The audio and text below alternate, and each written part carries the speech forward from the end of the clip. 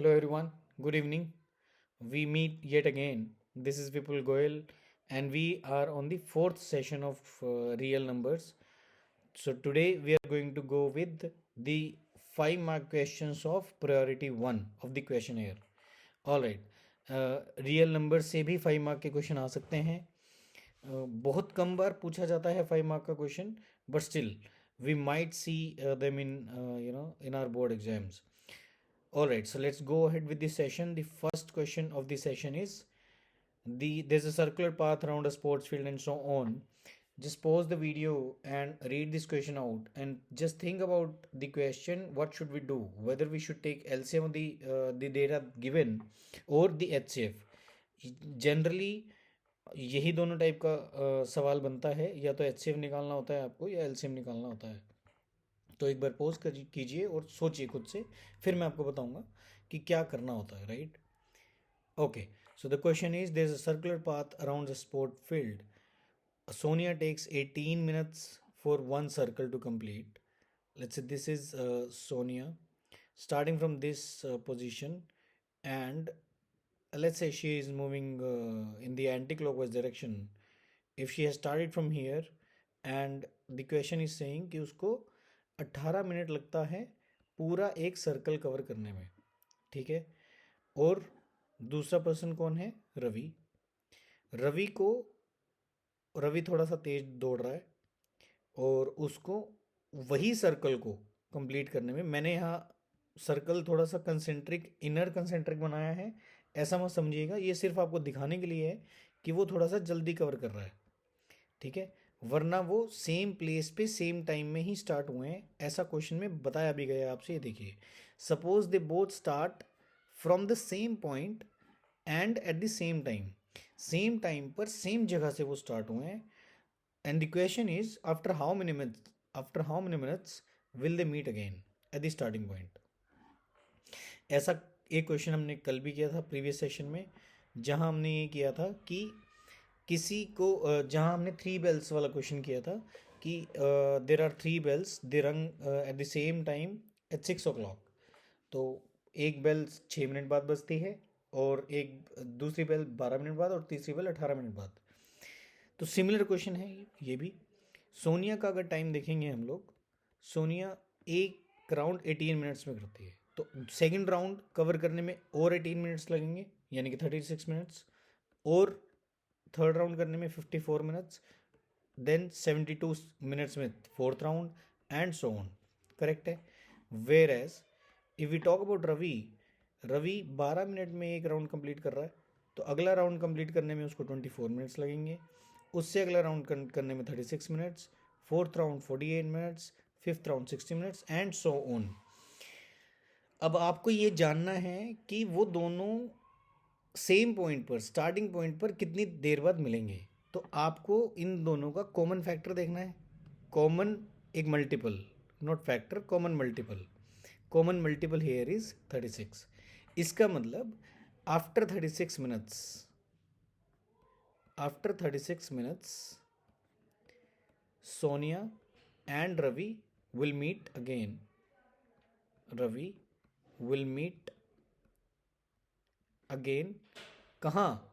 Eight the starting point, क्योंकि starting point से ही तो हम कैलकुलेट कर रहे हैं. अदरवाइज ये आगे आगे आप देखेंगे तो ये उनका मिलना कहीं और भी होगा, बीच में भी हो सकता है, but that would not be in your syllabus, it would be covered in your next years. Right. So +1 में जब आप फिजिक्स पढ़ेंगे तब आपका ये कवर होगा कि वो बीच में कितनी बार मिल सकते हैं या कितना उनका स्पीड और टेंजेंशियल एक्सेलरेशन का इशू होता है, वो देखेंगे बाद में. अभी के लिए वो सब नहीं सोचना है.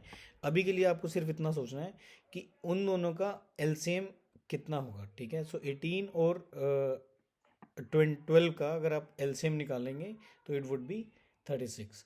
एक ऐसा नंबर जो 18 और 12 दोनों के टेबल में है, वो नंबर कौन सा है? 36.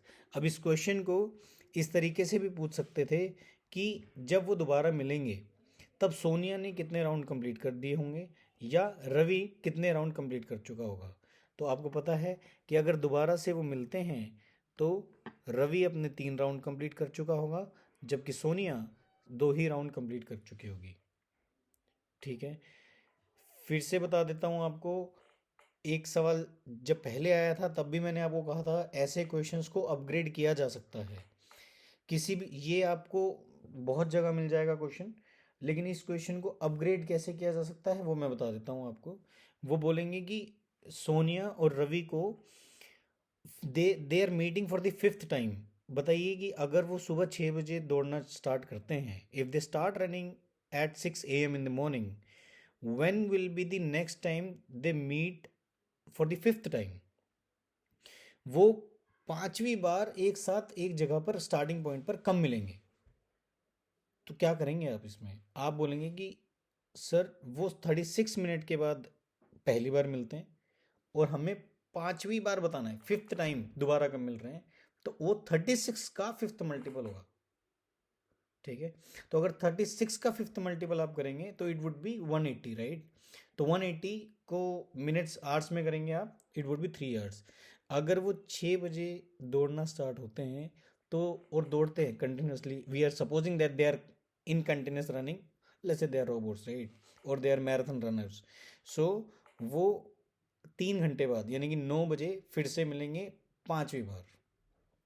या क्वेश्चन ऐसा भी पूछ सकता है कि उन्होंने 6 बजे दौड़ना स्टार्ट किया था, आप ये बताइए कि 9 बजे तक वो कितनी बार एक जगह स्टार्टिंग पॉइंट पर मिल चुके होंगे।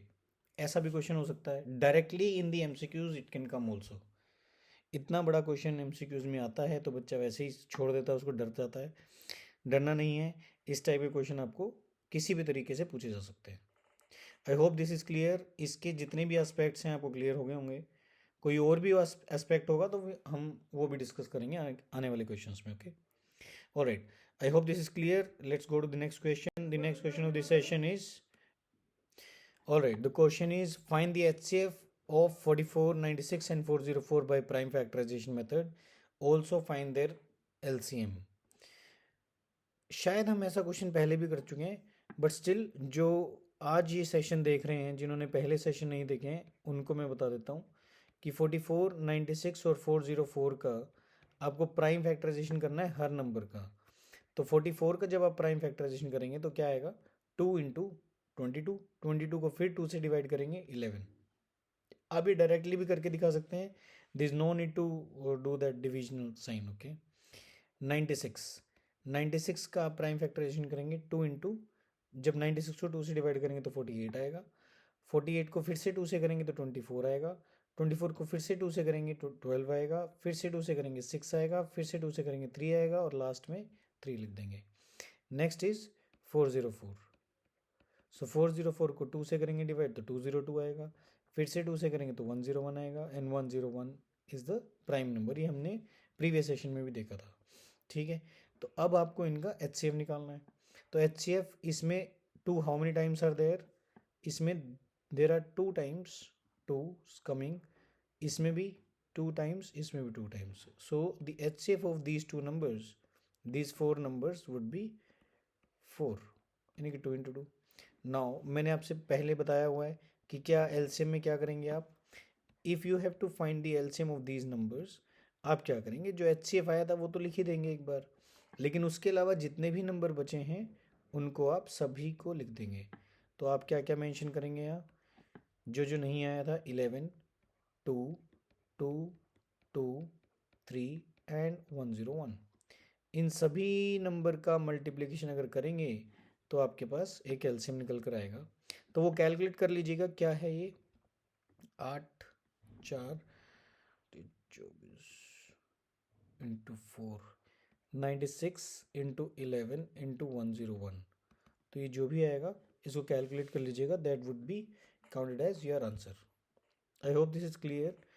Alright, alright, let's get to the next question.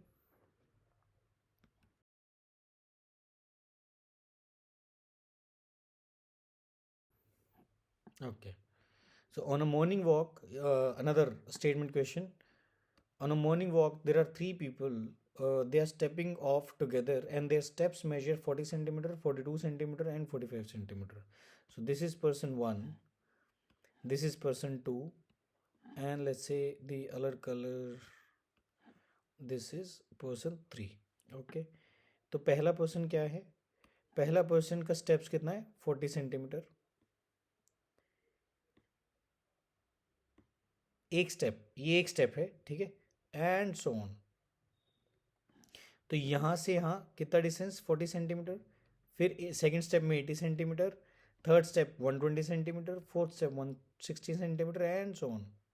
Correct है, I hope this is clear कि इसका एक कदम 40 सेंटीमीटर का है तो दो कदम कितने होंगे 80 सेंटीमीटर के, तीन कदम कितने होंगे 120 सेंटीमीटर के, फोर चार कदम 160 सेंटीमीटर के एंड सो ऑन।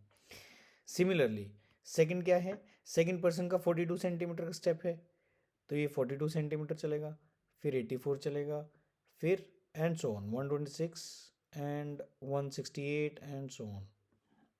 तो ये 42 देन 84 प्लस 42 करेंगे आप 126 प्लस 42 करेंगे 168 प्लस 42 करेंगे आप 210, ठीक है। ने coming up to the next one, the third person is stepping off 42 45 then 90 then 135 then 140 sorry 45 into 4 that is 180 and so on. So this is 45 90 then 135 then 180 then 225 and so on, ठीक है। आपको क्या बताना है, question देख लेते हैं, question पढ़ लेते हैं हम लोग। What is the minimum distance each should walk so that each can cover the same distance and complete steps। ये वैसा ही क्वेश्चन है जो 3 बेल्स वाला था, ठीक है। आप ऐसा समझो कि एक बेल जो है वो 40 सेकंड बाद रिंग करती है, हर 40 सेकंड के बाद, दूसरी बेल जो है वो हर 42 सेकंड के बाद, और तीसरी बेल जो है हर 45 सेकंड के बाद। अब आपको ये बताना है कि वो एक साथ कब तीनों एक साथ देल रिंग अगेन, ठीक है। तो इसमें डिस्टेंस पूछा है वो भी मैं आपको बताऊंगा, सो that each can cover the same distance. अब तीनों को सेम डिस्टेंस कवर करना है, अगर तीनों को सेम डिस्टेंस कवर करना है तो we need to find the LCM of 40 42 and 45। तो अब क्या लिखेंगे, to find the distance that each should walk so that each can cover the same distance, we need to find the LCM. मैंने आपको बताया था कि इस तरीके की स्टेटमेंट आपको मेंशन करनी है, क्योंकि ये क्वेश्चन अगर 5 मार्क्स में आता है, ये एग्जैक्ट क्वेश्चन 5 मार्क्स में आना मुश्किल है, मैं बता दूं आपको। 3 मार्क्स में आएगा या 2 मार्क में भी आ सकता है, less likely to come in 2 marks. इस क्वेश्चन को अपग्रेड करेंगे तो they can give in to 5 marks, वो भी बताऊंगा कैसे कर सकते हैं अपग्रेड, ठीक है। अब हमें करना क्या है, हमें इनके एलसीएम पे ध्यान देना है। सो एलसीएम ऑफ 40 42 एंड 45, इनका एलसीएम निकालेंगे आप। तो एलसीएम निकालने के लिए आपके पास क्या मेथड है, prime factorization. But I would suggest कि आप इसका एलसीएम अगर आप निकालना चाहें तो ऐसे निकालेंगे तो बेहतर रहेगा, थोड़ा सा बच्चों को इजी भी लगता है और हैसल भी नहीं है इसमें, इजी टू यूज़, ठीक है, इजी टू अप्लाई। 10 21 और 45 तो 2 की टेबल में आते नहीं है, बट 2 स्टिल 10 की टेबल में 2 की टेबल में 10 आएगा। 5 21 45। अब नेक्स्ट प्राइम नंबर 3, 5 जाएगा नहीं, 7 15, 3 again 5 7 5, next 5 1 7 1 and the last one is 7 1 1 and 1। तो ये सब नंबर्स का जो प्रोडक्ट है that would be your LCM. So LCM would be LCM of 40 42 and 45 would be 2 2 2 3 3 5 7, so which is 8 9 35। या इसको एक काम करो, थोड़ा कैलकुलेशन को इजी बनाते हैं और इसको लिखते हैं 5 into 7 और 8 5s are 40 into 9 into 7, this is 40 into 63, 63 into 4 240 and 12, 240 and 12 that is 2520। So the LCM would be 2520 अब आप ध्यान से सुनेंगे सवाल को। मैंने आपसे कहा था कि अपग्रेड करना है हमें। अब ये क्या है, ये डिस्टेंस है कि इन टोटल हर किसी को 2520 सेंटीमीटर चलना होगा, so that they can complete their steps and cover the same distance. अब क्वेश्चन में आपसे ये पूछेगा कि find out the total steps covered by all the three people. एक सवाल ये बन सकता है, केस स्टडी में भी आ सकता है सवाल। दूसरा सवाल क्या बन सकता है, find out the LCM of the steps taken by the all the three people. पहले के स्टेप्स 40 सेंटीमीटर का था, दूसरे बंदे का स्टेप 42 सेंटीमीटर का, तीसरे पर्सन का स्टेप 45 सेंटीमीटर का। 2520 सेंटीमीटर को चलने में पर्सन 1 ने कुछ नंबर ऑफ स्टेप्स कवर किए होंगे, पर्सन 2 कुछ स्टेप्स कवर किया होगा, पर्सन 3 ने कुछ स्टेप्स कवर किए होंगे। वो आपसे क्या क्या पूछ सकता है कि आप मुझे एलसीएम बताइए जो तीनों ने स्टेप्स कवर किए। एक ये सवाल। दूसरा सवाल कि आप मुझे बताइए कि तीनों ने कितने कितने स्टेप्स कवर किए, ठीक है। या तीसरा सवाल, find out the HCF of the steps covered by all the three people. इस टाइप से सवाल पूछे जा सकते हैं। तो उसके लिए आपको नंबर ऑफ स्टेप्स कैलकुलेट करने होंगे by the person 1, person 2 and person 3। आई बात समझ में आपको? तो person 1 steps covered by person 1 कैसे निकालेंगे आप? 2520 सेंटीमीटर टोटल चला है वो, उसका एक कदम 40 सेंटीमीटर का है, तो उसके टोटल स्टेप्स कितने होंगे? 25 जितना डिस्टेंस वो पूरा चला है, और एक कदम कितने सेंटीमीटर का है? 40 का। तो इससे आएंगे उसके number of steps which would be 63 steps first person चला होगा। Similarly steps by person 2 2520 by 42, इसको 42 से डिवाइड करेंगे, how much will it be? 42 से डिवाइड करेंगे आप तो कैंसिल कर दो इसको, 21 पे जाएगा क्या? हाँ 21 पे जाएगा ये। 142 that is 20 by 2 which is 60 steps. और स्टेप्स बाय पर्सन 3, पर्सन 3 के स्टेप्स कितने होंगे भाई? 2520 बाय 45। तो 45 ये 9 पे जाना चाहिए, 7 2 9 पे जाएगा, बिल्कुल जाएगा, बाय 5। एंड ऊपर कितना आएगा? 9 पे जाएगा तो 9 2 ज़र 18, 7 2 9 8 ज़र 72, 280, 280 अपॉन 5 दैट इज 5 एंड 6 56। अब टोटल स्टेप्स कितने हैं ध्यान से सुनिए आप।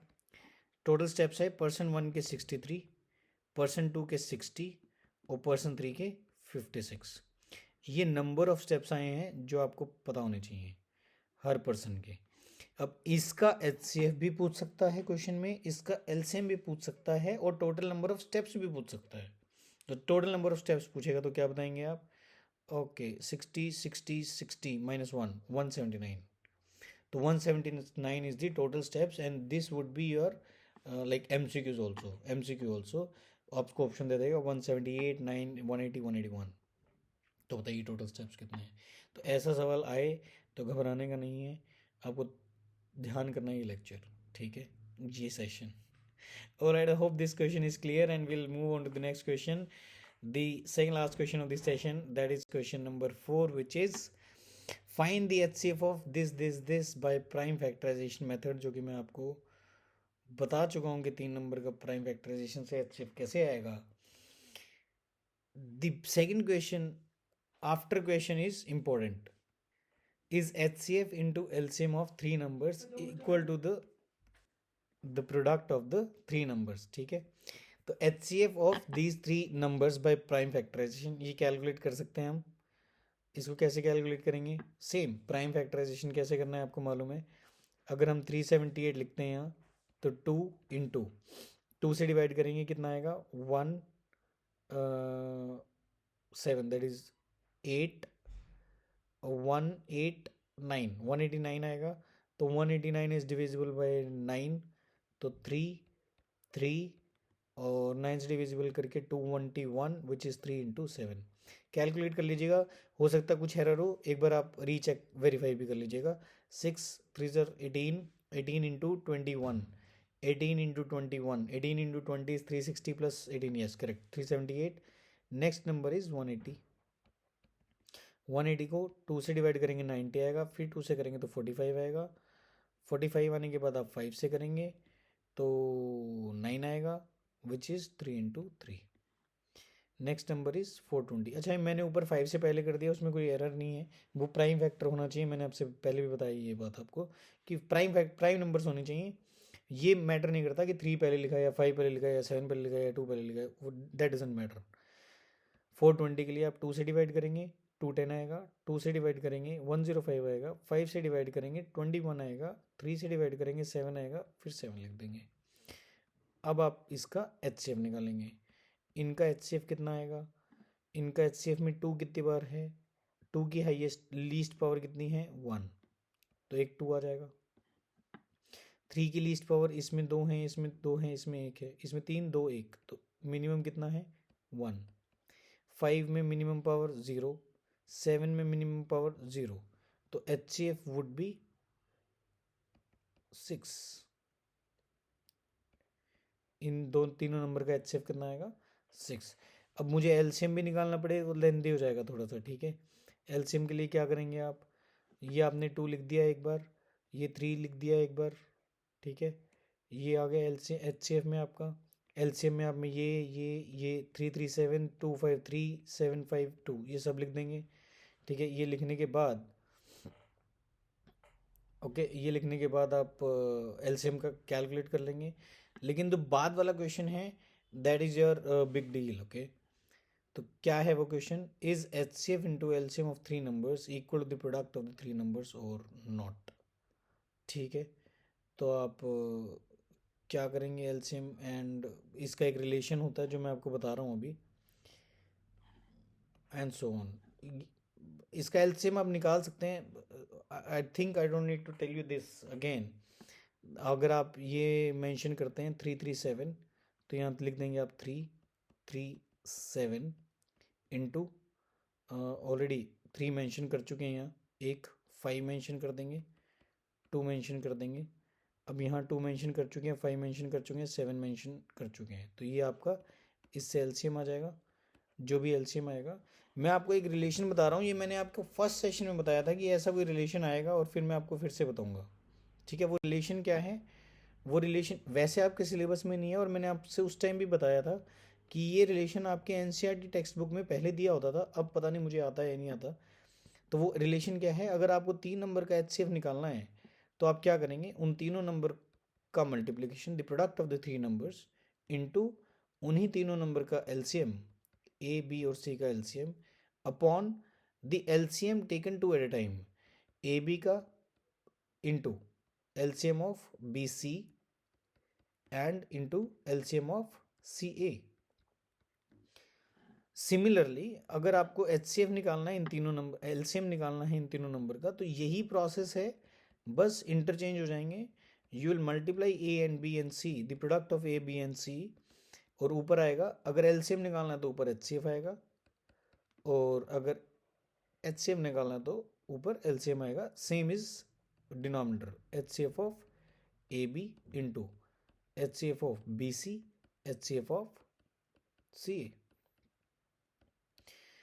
हालांकि ये एग्जाम में नहीं पूछा जाएगा आपसे 3 नंबर्स का HCF या LCM। 3 नंबर्स के लिए आपसे ओलंपियाड लेवल में आपसे पूछे जाते हैं सवाल, बट स्टिल अगर आपको पता है तो देर इज स्लाइट हिंट कि हाँ कभी यूज़ हो सकता है।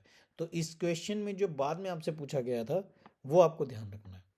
क्या पूछा गया था आपसे कि LCM ऑफ 3 नंबर्स, क्या LCM और HCF का प्रोडक्ट उन तीनों के प्रोडक्ट के इक्वल होता है? नहीं होता है, नहीं होता है। There is a very different relation between HCF of 3 numbers and LCM of 3 numbers, उनमें बहुत अलग रिलेशन है। There is nothing like the relation between HCF and LCM like in 2 numbers, ठीक है। I hope this is clear, and we are moving on to the last question of our session, which is question number 4, which says that question number 5, I think this is question number 5, prove that square root 3 is an irrational number this is question number 5. Okay, prove that square root 3 is an irrational number. ये हम पहले भी कर चुके हैं, हमने root 2 और root 5 के लिए किया है, ये रूट 3 के लिए बोल रहा है. And hence show that, this is important, hence show that 7 plus 2 root 3 is also an irrational number. पहली बात तो ये हैंस का क्या मतलब है. जब एज में आपसे एज रिलेटेड क्वेश्चंस में सवाल आते हैं, pair of linear equations in two variables में, तब आपसे बोलते हैं कि 5 years hence या 5 years ago. 5 years ago जब बात करता है वो बोलता है कि 5 साल पहले. 5 years hence की जब बात वो करता है तो बोलता है कि 5 साल के बाद. उसका मतलब होता है कि 5 साल के बाद या 10 साल के बाद. ठीक है, यहाँ हैंस का क्या मतलब है कि प्रूव कर दीजिए कि आप रूट 3 इरेशनल नंबर है, उसके बाद आप प्रूव करेंगे. सिमिलरली इसको यूज करते हुए आप प्रूव करेंगे कि 7 plus 2 root 3 एक इरेशनल नंबर है. ठीक है, okay, sorry guys, I had to take a call. And show that the 7 plus 2 root 3 is also an irrational number. मैं आपको ये बता रहा था कि यहाँ हैंस का क्या मतलब है. आपको ये पहले प्रूव करना है कि रूट 3 एक इरेशनल नंबर है, उसके बाद उस चीज़ को यूज करते हुए आपको प्रूव करना है कि 7 plus 2 root 3 is an irrational number. हमने जब ये लास्ट सेशन में ये क्वेश्चन किया था, तब मैंने आपसे कहा था कि ये जो क्वेश्चन है ये दो तरीके से आ सकता है. या तो ये 2 मार्क में आएगा या ये 3 मार्क में आएगा. ये क्वेश्चन के 5 मार्क में आने की संभावनाएं बहुत कम है, बट स्टिल अगर ये आता है तो आपको कैसे करना है, आपको रूट 3 को इरेशनल प्रूव करना है प्रॉपरली. उसके बाद क्या प्रूव करना है वो मैं आपको बता देता हूँ. 7 plus 2 root 3 को वो कैसे करेंगे आप बोल देंगे कि let's assume that 7 plus 2 root 3, ये सब हमने किया हुआ है. इसको एक रैशनल नंबर मान लेंगे और उसके बाद इसको रिप्रेजेंट कर देंगे p बाई क्यू की फॉर्म में. और वो लाइन लिखनी मैंडेटरी है जो मैंने आपको उस टाइम भी बताई थी कि वो क्या लाइन है. Where p and q are prime numbers, co prime integers, and q has should not be equal to 0. Okay, now if you take 7 on the RHS, you will write it as p by q minus 7. So this is p minus 7q upon q. अगर आप root 3 लिखते हैं, root 3 में क्या लिखेंगे आप, p minus 7q upon 2q. अब ये इसके लिए आप एक स्टेटमेंट लिखेंगे जो मैंने आपको फर्स्ट सेशन में बताई थी. वो स्टेटमेंट क्या थी, फर्स्ट में नहीं शायद सेकंड सेशन में आपको मैंने बताई थी. वो स्टेटमेंट ये थी कि अगर p और q इंटीजर्स हैं, क्योंकि हमने मेंशन किया हुआ है कि वो को प्राइम नंबर्स हैं, राइट. अगर p और q इंटीजर्स हैं तो उनका एडिशन, उनका सब्ट्रैक्शन एक इंटीजर ही होगा. Therefore this numerator is an integer.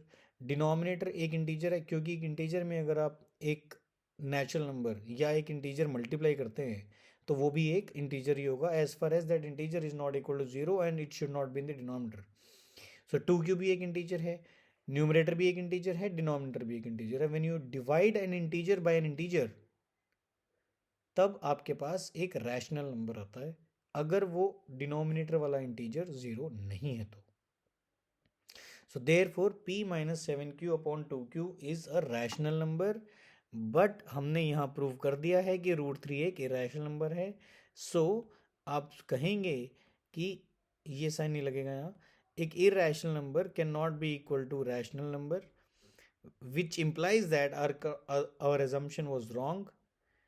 Therefore 7 plus root 3 is an irrational number. 7 plus 2 root 3 is an irrational number. I hope this is clear. अगर फिर भी इस टाइप के क्वेश्चन में डाउट आते हैं तो आप मुझसे कमेंट में पूछ सकते हैं, बता सकते हैं मुझे कि क्या डाउट है.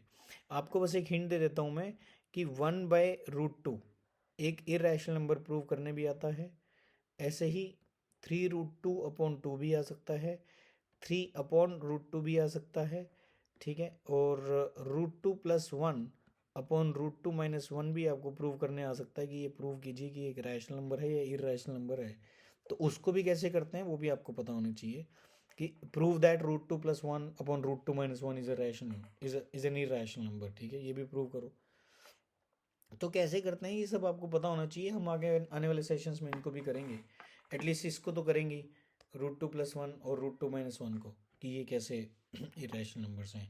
I hope everything is clear for today's session, and I hope to see you soon in the next session where we would discuss the MCQs of second priority, which will escalate your level up a bit. All right.